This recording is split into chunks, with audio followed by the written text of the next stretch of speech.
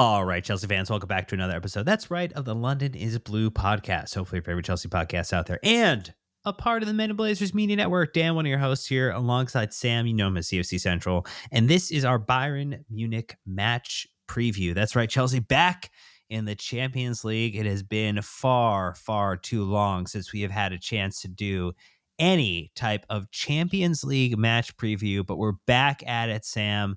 And boy, oh boy, it is a doozy of a match that Chelsea drew for the return to the Champions League against our good friends in Germany. Yeah, I mean, to be the best, you've got to beat the best. And I don't think you'll find many better teams than Bayern Munich out there. So I think it's going to be quite the context in terms of just going out there and figuring out just individual versus individual where we stand. And I know you've been talking about champions of the world, in just before the podcast started, but I think this will be just a very stern test of how suited we are to defending that reputation. So I think it will be an absolutely brutal contest, one way or the other. And hopefully, if we get a result out there, even if it's a draw, and the Alliance, where we've obviously had some amazing memories before, then I think that will be a statement sent out to the Premier League and everybody else in Europe. Well, those are things that we love to send. So hopefully that is the case. You did put out the call on social media before this pod for a 3-word match preview. And we did get a couple of those just to set the stage for how the listeners, how other Chelsea supporters are feeling about this match. We had that Chelsea guy with the Jackson Masterclass inbound. You had the Welsh Giles with Bring It On. You had Robin with It's Not 2012. And then our good friend Jess, who features on the pod, with the I Will Believe, which is a wonderful way to do it. I mean, the Why Not Us is always a wonderful through match review that you could throw in there, match preview. I have to go with sorry, Miss MISS Jackson, because I'm hoping Nico Jackson misses any possible opportunity in this one fixture to make us feel bad about the loan that he is on currently. Score as many as you'd like, and as many appearances as you have with Bayern Munich the rest of the season outside of the Champions League, Nico, but I want nothing to do with you in this particular game. What do you have, Sam? Well, I had the false 9 with the German 9 in there, but I mean, purely because obviously, really because you've got the Nicolas Jackson drama, you've got Harry Kane in there. Obviously, he's going to be dropping and doing all kinds of stuff to, just get the better of our defense. I think attack, we will discuss this later on in the podcast, but I think attack is going to be key for both sides. Joao Pedro again becomes a very big headline considering he wasn't, feeling well, but Maresca decided to play him in the last fixture, altitude sickness in midweek because of the international break. So I think it's all about the nines here. So could turn out well, could turn out the 9-9 way. So fingers crossed and hopefully ours come out on top. There you go. Well, let's look at just, again, Bayern Munich have been having fun in the Bundesliga to start the season for sure. I mean, HSV, they beat 5-0. Augsburg, they beat 3-2 in some of their cup competitions, 3-2-1 against Wehen. And then you had the Leipzig match, 6-0, that they absolutely pummeled them. And again, Leipzig has absolutely cleared house of some of their high quality talent this summer. So, things to kind of keep in mind. But I mean, this is just a team, Sam, that whether it's going good, whether it's going bad, they know how to get a result. They are absolutely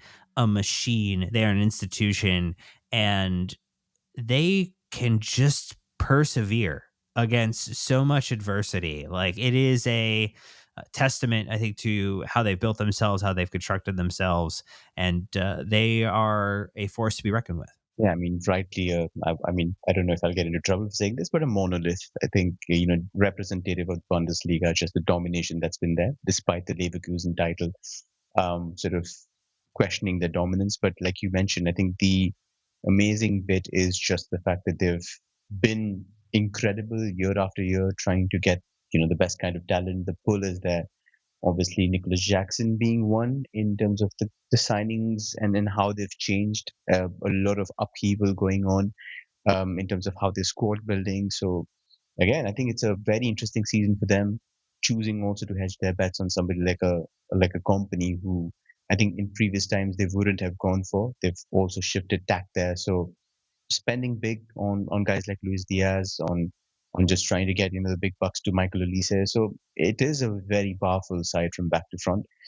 Some very, very amazing campaigners in there, like Joshua Kimmich in the middle of the park, who will obviously orchestrate things, but like a testament to the quality in there. I think in terms of technical quality, in terms of what you're going to be up against in the middle of the park and how much you'll be stretched and attempted to be shredded from top to bottom, you want to test yourself against a side of this caliber. So going to be very, very intriguing for me, Dan. And yeah, I mean, we will get into predictions, but yeah, it just could go swing either way violently. I think it's that kind of fixture. Well, and there are a couple key players out. I mean, Musiala and Alfonso Davies not going to be available for this one as relates to Munich. I mean, we obviously have our own injury situation. Players like Levi Colwell and out for essentially the season, most likely. And then you have Liam Delap, who is, you know, not available until late November, potentially at the earliest. How are you feeling just about,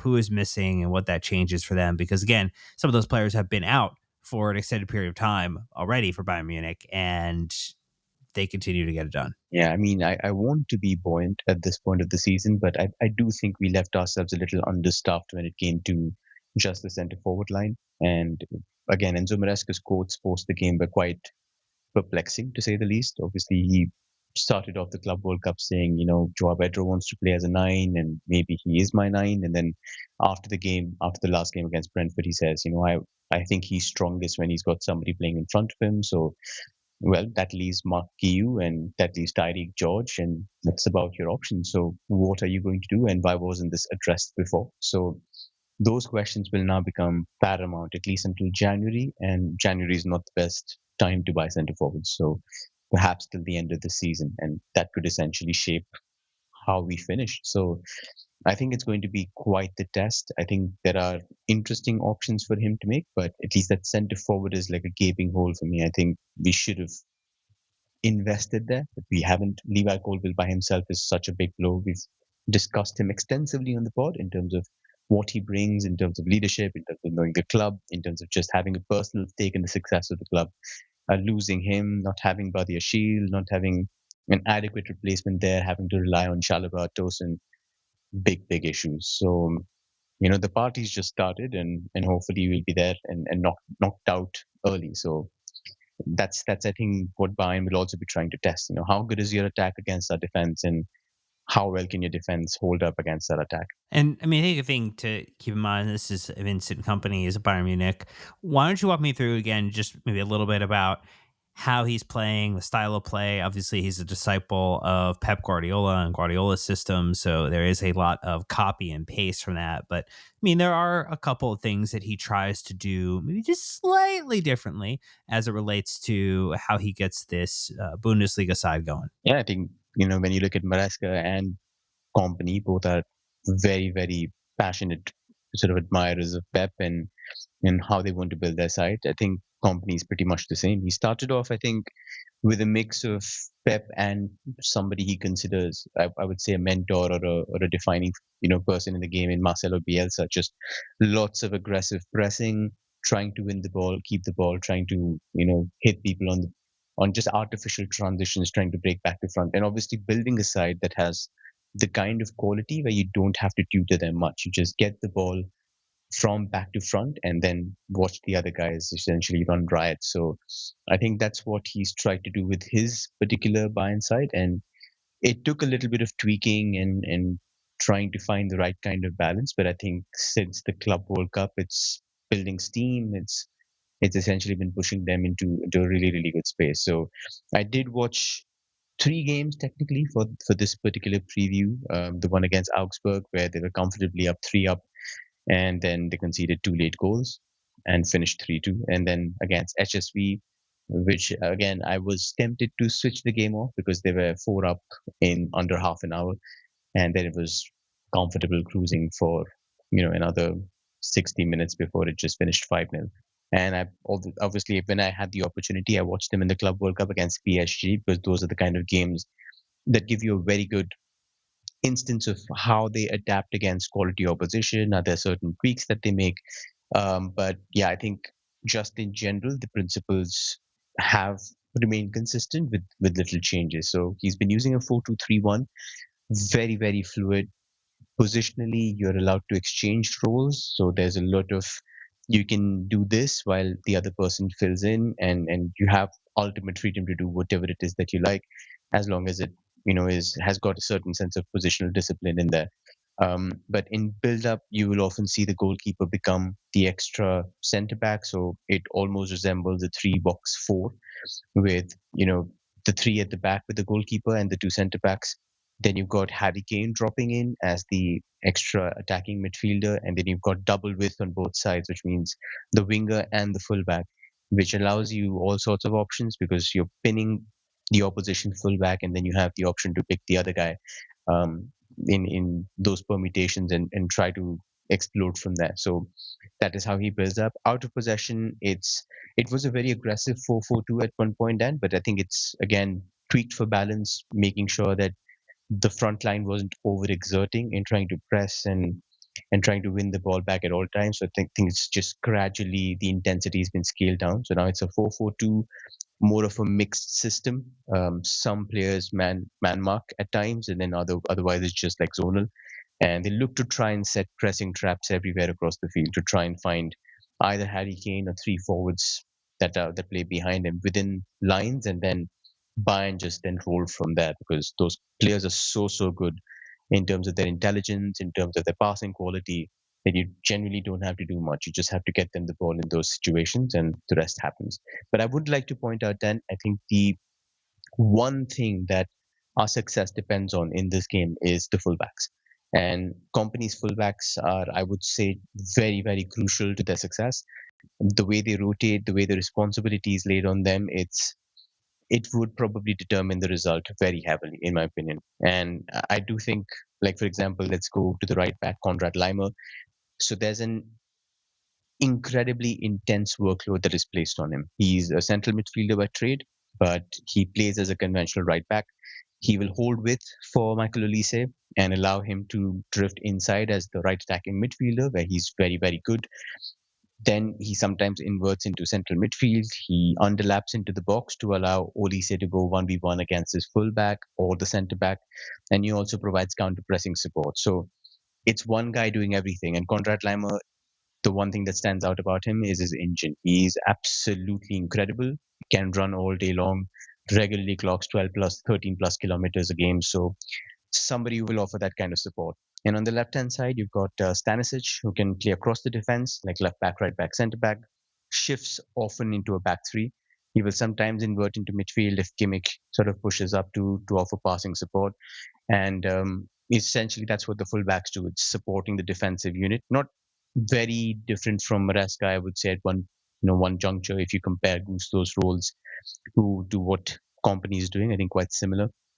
And of course, in the center of defense, you have Jonathan Tah, who was linked with us, last summer window before he joined Bayern. And then you have that Upamecano, who's a French defender, very highly rated at one point in time, is doing pretty well. So robust central midfield, a centre back pairing, and Upamecano is obviously very athletic, quite intelligent. It can offer really good speed across the pitch, very good in the air as well. So yeah, quite a solid center defensive pairing, but it's the fullbacks, Dan, I think that will make all the difference in this particular game. Yeah, it definitely feels like it's going to be your fullbacks versus my fullback situation. Who's able to execute in this one to the best of their ability? And if we are getting Marc Cucurella and either Reece James or Malo Gusto in here, you're definitely putting yourself in a position to be extremely competitive in that regard. But let's get our first ad break out of the way. And when we get back, we'll be talking a little bit more about strengths across the remainder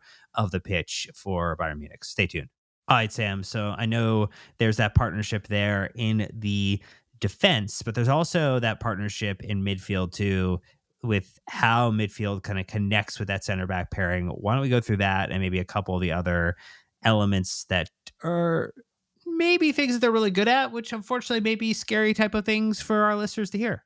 And let's get the more sanguine stuff out of the way. So yeah, pivot partnership. Obviously, everybody knows Joshua Kimmich, indispensable in the Bayern side. He's played right back. He's played center midfield, but just a supremely intelligent player, can pull the strings. He's very comfortable on the ball, just offers so much on the ball. And I think he's going to be crucial. Last Champions League had an excellent campaign and has started off like a house on fire here as well. So he's given again that kind of freedom that you want a player of his ilk to have. He can orchestrate build up. He can sometimes drop between the centre backs if he wants to receive, find more time.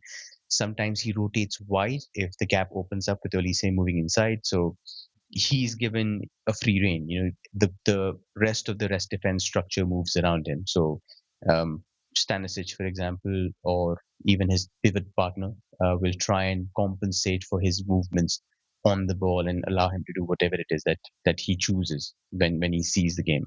Um, it is interesting that I think Goretzka was rested at the weekend, and I think he should be the guy preferred next to him. And I would say Goretzka has been quite an interesting figure. I talked to a lot of Bayern Munich fans, and he started off being supremely highly rated, but I think there's a lot of division in terms of how well he's rated at this point in time. But very, very good in terms of a formidable two-way central midfielder, strong engine, will attack the box from time to time for wide deliveries, good header of the ball. So that's probably the box to box support that Kimmich has, somebody who's a hard worker, relentless. And there's obviously the chance that Pavlovic also starts or rotates in after the sub, and he's also quite a good player, probably a little better on the ball than Goretzka in my opinion, but will also try and give a little bit of passing support from deeper areas. So that's the pivot. It basically rotates a lot around Joshua Kimmich and his decisions. The scary part is obviously the attack, and I think that is going to be by far our biggest headache, because I don't think it's the kind of setup that you can 100% prepare for. There's just world class technical quality, and the disruption that company's setup offers, I think, accentuates or enhances the strength the attack has. And obviously, Harry Kane there is no stranger to Chelsea fans, and he's somebody who will drop repeatedly away from the half line and become sort of an auxiliary number 10. He's supremely good. And at academy level, he was played as a defensive midfielder, as a pivot. And you can see that even under pressure, he can turn, and he effortlessly hits those switches to 1v1 wingers like Diaz or Olise on the right hand side or the left hand side against their fullbacks. He will make those balls happen, and then he'll attack the box late to get on the end of cutbacks to shoot. Kane also has this.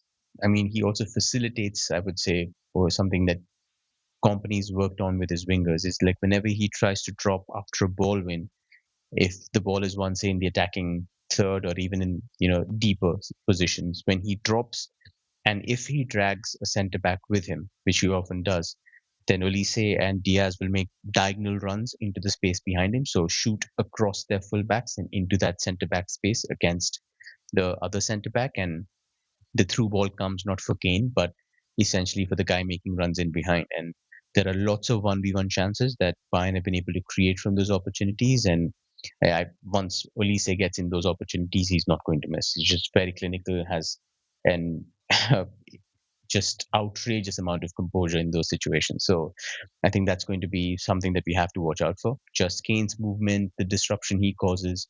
Do you follow him? Do you not follow him? If you're not following him, who tries to cut out the lane to him?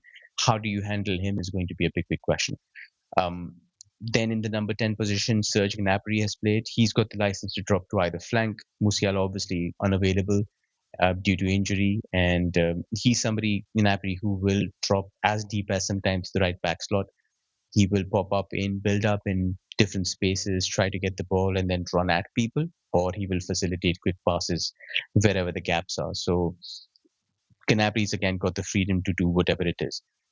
We've just looked at like individual talent, but when you look at just what the setup provides, company loves creating overloads on either flank, and these are 4-man, 5-man combinations in extremely tight spaces. So the ball will go, for example, most of the time to Konrad Leimer or Michael Olise on the right hand side, and then from there are lightning quick 1-2s.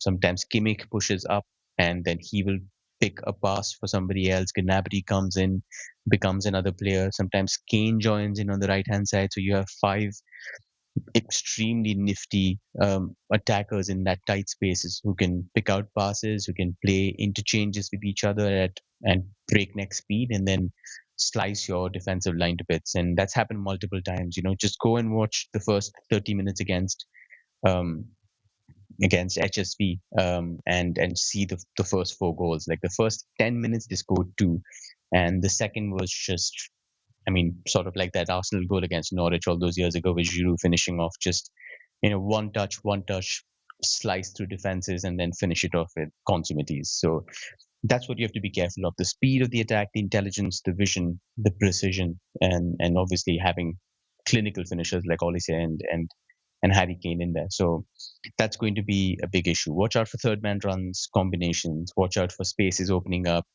Kill everything as quickly as you can. Otherwise, it'll come back to bite you. All right. Well, you've put all of us in a bad mood. We're just going to say that and be very frank about it. However, you could put us in a great mood.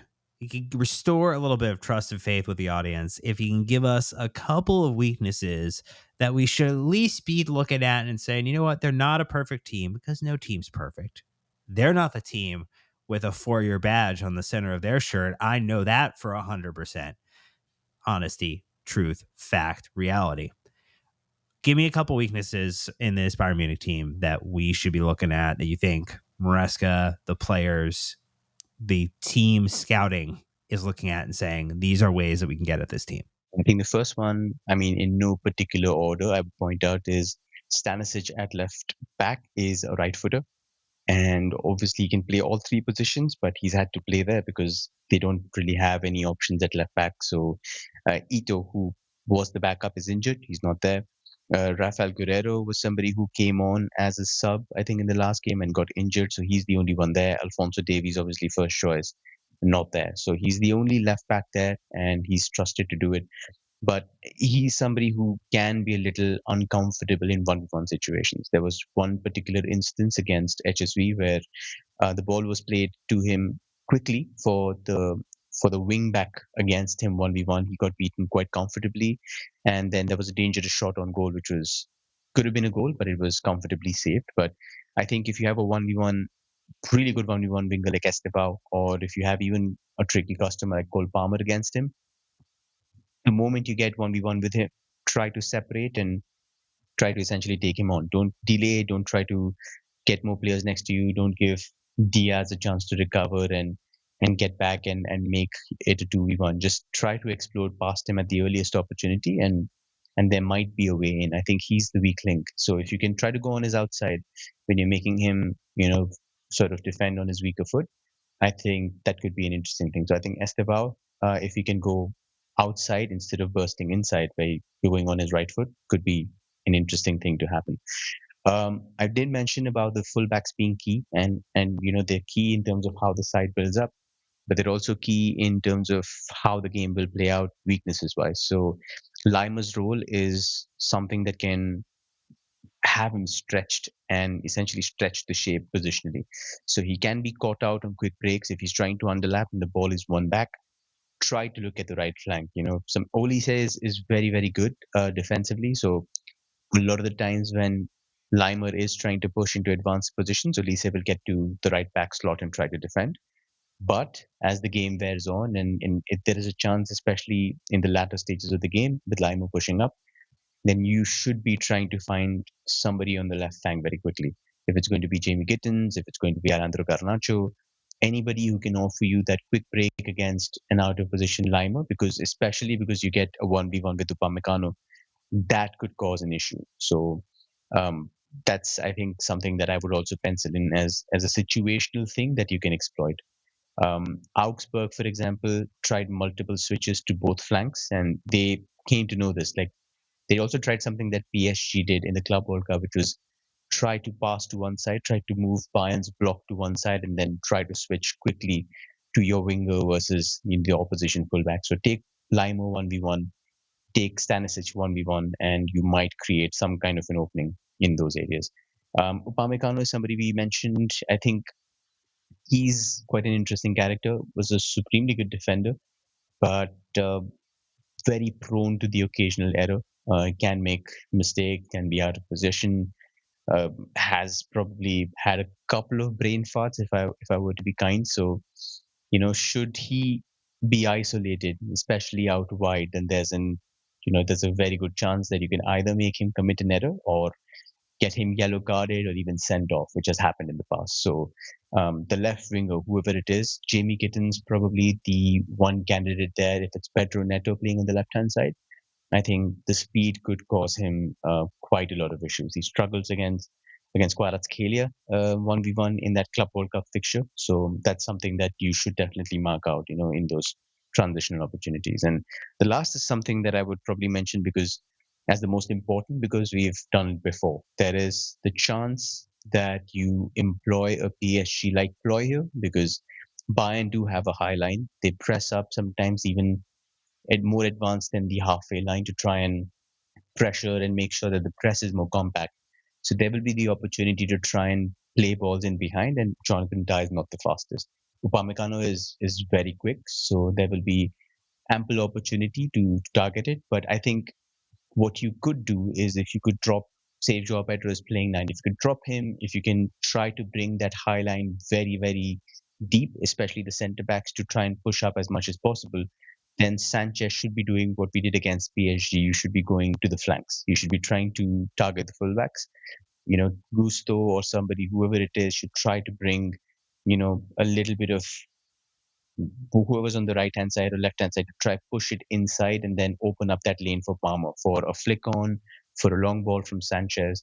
Try to target the flanks. If it's a 1v1 that you can get via a long ball for Estevao in behind, please do that. If it's for Garnacho or Gittins, try to target that space in behind and you could get a lot of joy. So it'll also be quite interesting then because Bayern have been known to sort of adapt a little bit. So maybe they abandon it, maybe the line drops a little bit, maybe they're a lot more cautious. But if they come out firing because it's the Alliance Arena and they want to make a statement, then those are the weaknesses there for the taking. Again, you brought hope back to people. So this is Sam's edition of A New Hope. Very exciting that we have a little bit of potential joy there. We're going to do a last ad break when we get back. We do have some listener questions that I think are doing a little bit of the work for the Maresca style questions that Sam usually throws my way. And then we'll get back with our on the ledge predictions here. Didn't do too well in our Brentford on the ledge predictions. So we're looking to get back on track with some positive predictions for this one. So stay tuned.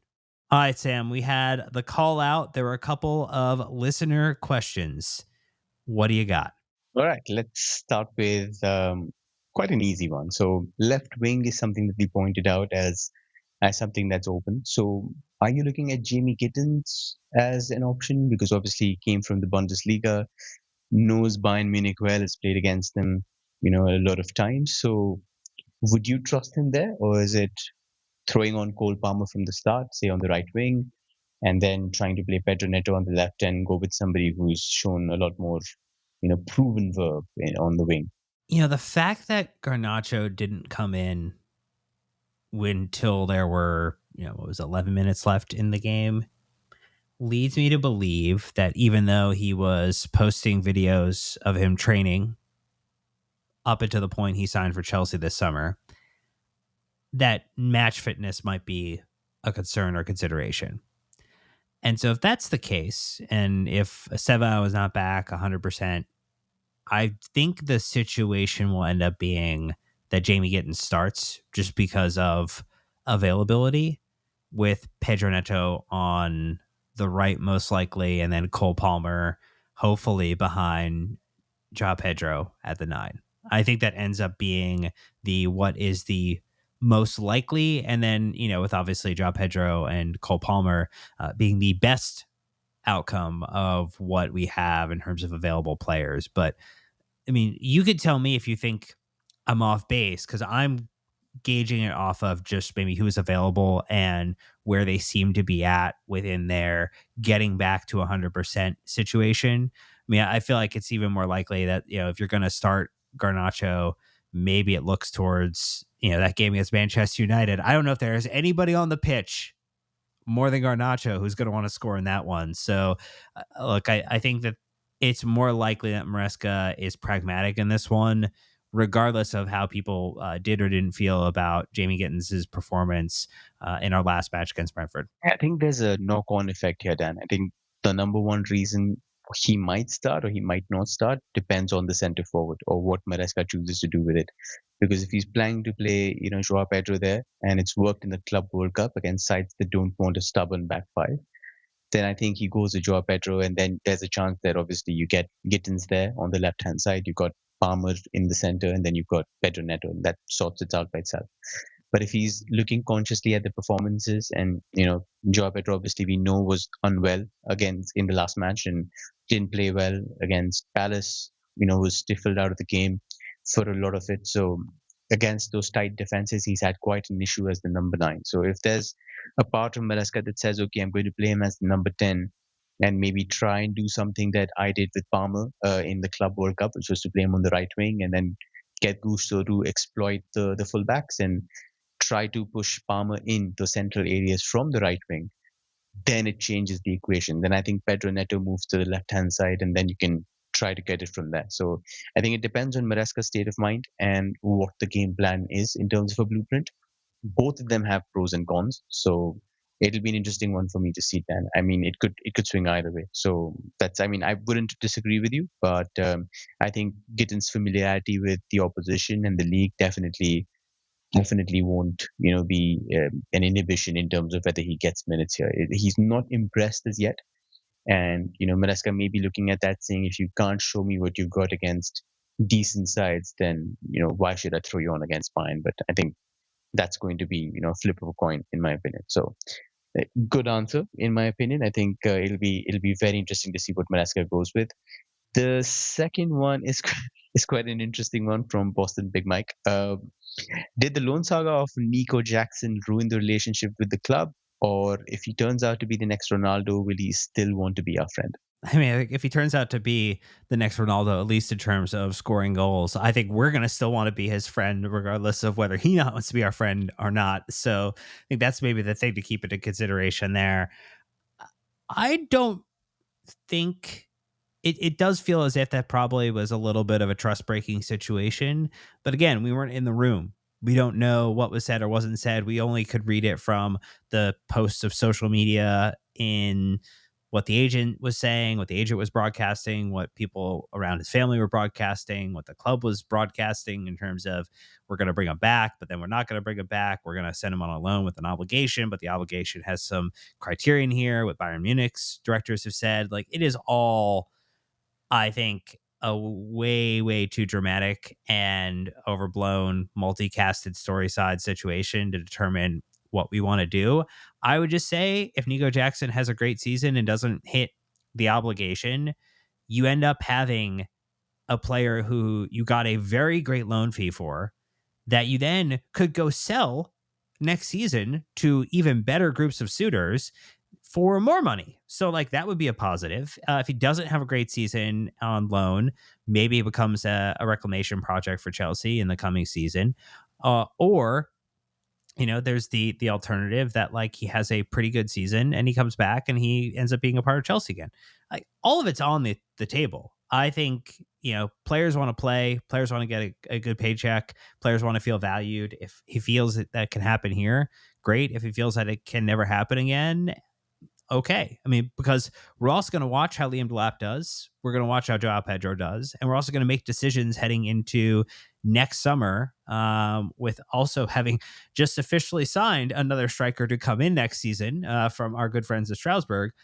Like Chelsea are going to be a little bit inundated in that area. So I don't think it's likely that he comes back. More likely to me is that he does well on loan. He triggers an obligation, and Chelsea have secured a really good fee for a player that they brought in a little bit of a speculative fashion. So that would be the best end outcome here. I would completely agree with that. But there's a follow-up question from Jay, which I think sort of goes away from the long term and just looks to focus on this fixture. So he asks, focusing solely on Nico for a second, where does his familiarity with our team and tactics help Bayern Munich?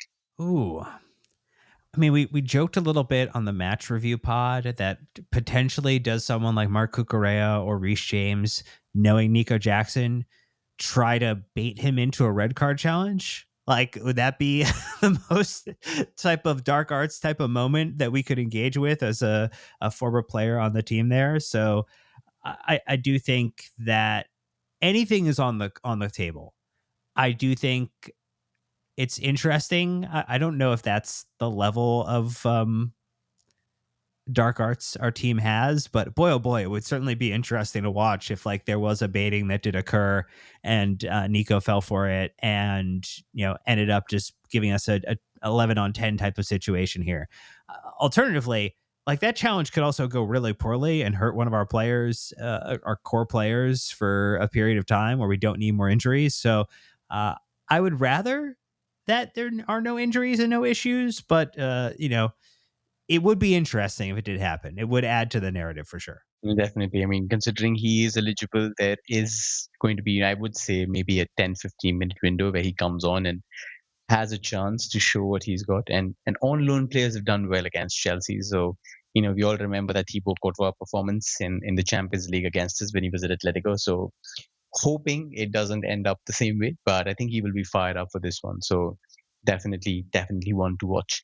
Friend of the pod, Nat, asking, it's not the usual game, but Bayern know how to sit back when needed and punish opponents in quick transitions. So I can see that happening versus Chelsea. What's your ideal backline, name by name, to deal with something like this? Ooh. I mean, my ideal back line is always going to include out of our complement of players, Marco Correa and Reece James. And given who we have available from a center back type of situation, I mean, Trev Chalobah is obviously, I think, the first name amongst that grouping of players, though. So, I mean, three then of four spots fill up pretty quickly. And then I think some of the question comes down to like, well, wait a minute, then who is that last individual here? I mean, I think there are some people who would look to say, oh man, could Josh get in? Could Josh be the guy ahead of others in terms of someone like Tosin?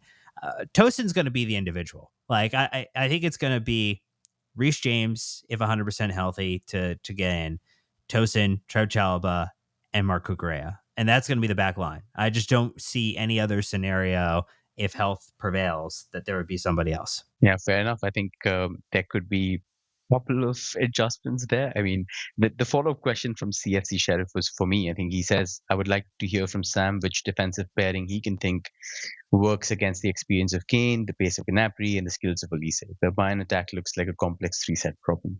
Yeah, that's, like I mentioned, it's by far the biggest headache, and I do not envy Enzo Maresca for a second. There is a lot of uncertainty and just the kind of goals that we've conceded. I think the Fulham one legitimately should have counted. Being from a completely unbiased perspective, that should have counted. It was a fair goal. In both goals against Brentford for Schade and then the Fulham goal, Trev goes up, gets caught out, and then you've got Tosin essentially caught 1v1 on the break and doesn't deal with it. He shouldn't be there in the first situation, that easily, but Bayern are experts at making that happening. So in this situation, I find it very difficult to give you an answer in terms of which defensive pairing, because I don't think there's any other except those two that we have there. So Badia Shield has obviously not been there, not been fit. West Fofana looked like a little out of sorts, so he's still coming up to match sharpness. So throwing him on against a fully fit Bayern attack could be a little bit of tactical harakiri, in my opinion. So I think you go with Trev and you go with Tosin, but maybe you would want to figure out a little bit of balance in terms of what is going to happen so that you can handle Harry Kane. Like, do you push Tosin up so you can get Trev to do 1v1s, or do you ask Trev to get tighter to Kane because he's probably a little better at marking than Tosin is against a player of that ilk? Obviously knows him from the England camp as well, so Sure. maybe there's a little bit of knowledge to use against Harry Kane in those situations. So whoever it is out of those two centre backs that's getting tight to Kane, I think has to do a phenomenal job, and the other has to be very switched on to runs in behind. So um, that's the only combination you have, I'm afraid. I think you can't put West Fofana in there for prolonged periods of time. He only lasted a half, so probably won't be able to go the full 90 anyway. So I think you start with those two. I think there's a chance that there could be a surprise with Gusto on the right hand side, simply to deal with the 1v1 threats of Diaz and maybe causing a little bit of issues going the opposite way if we can give Estevao or Palmer a little bit of support on the right hand side, or even Neto if he plays there. So I think Gusto, for his all round, ability to maybe push forward, offer a little bit of threat to those guys going ahead, could play in his favor. But obviously, we all expect Reece James to start. So I think the defense picks itself. We don't have any options, unfortunately, and it's easy to see that Maresca was a little bit annoyed by suggestions that he probably won't be getting a new centre back. So I think he has to just grit his teeth and just bear it and hope for the best and coach the best as he can and hope that those mistakes don't happen again. I like where your head's at there. I think the real question now is, what is your on the ledge prediction for this one? A scoreline and then something with a little bit of extra flair. And I think, as you put out last time, something that we have not predicted on the show before as relates to decisions within this one. Okay, I think beyond the ledge prediction would be we create an opening through Bayern's left side. So against Stanisic, there's a 1v1 opportunity where he gets beaten and there's a cutback or a cross or something that's converted from that side. So I think Bayern concede a goal from the left-hand side is something that maybe, if I'm allowed a second one, I would say that there's a Upamecano error leading to a goal. There are other predictions which are a little too dark for a Chelsea podcast, so I'll keep them with me. But score predictions. Score predictions. Analytical side says it's going to be a 2-1 loss for us. I would be pretty okay with a 2-1 loss, to be honest. But Chelsea fan heart says 2-2 draw. So let's go with that one. What about you? What's your on the ledge for this one? Oh, well, if you're going to predict a draw or loss, I feel like I have to, I've been boxed in to add a little positivity here and predict a win, even if that's not maybe what my head is telling me right now. I'll go 2-1 Chelsea win. And my on the ledge is actually Jamie Gittins will be involved in both Chelsea goals for a little bit of return to Germany type of magic here. I'm glad to see you won the lottery then.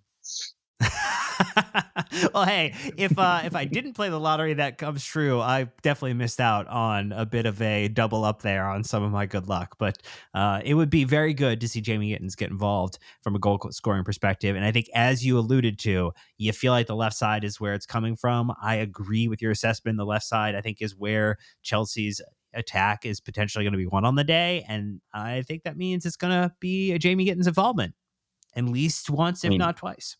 I'm not saying it's not going to happen, but I think there's a better chance that I get swallowed by a shark and I'm like 400 miles away from the shore. So, your lips to God's ears. I really hope Gittins pops up and, gets an amazing start to his Chelsea career. But yeah, I think, it's a very ambitious prediction in that sort. So let's hope it comes to fruition. To be fair, we call them on the ledge predictions for a reason. They are not meant to be sometimes within the bounds of reality. But look, we will absolutely send individual boats out into shark infested waters if you do end up out there and that comes true. But I do think we have done a good job of putting together a preview for this Bayern Munich match coming up here as Chelsea return to the Champions League. We're super excited about what comes next for this team. Again, tons more content coming your way this week. We'll have our match review afterwards, as well as our Manchester United match preview. So that's right, another set of 2 pods coming out this week for you.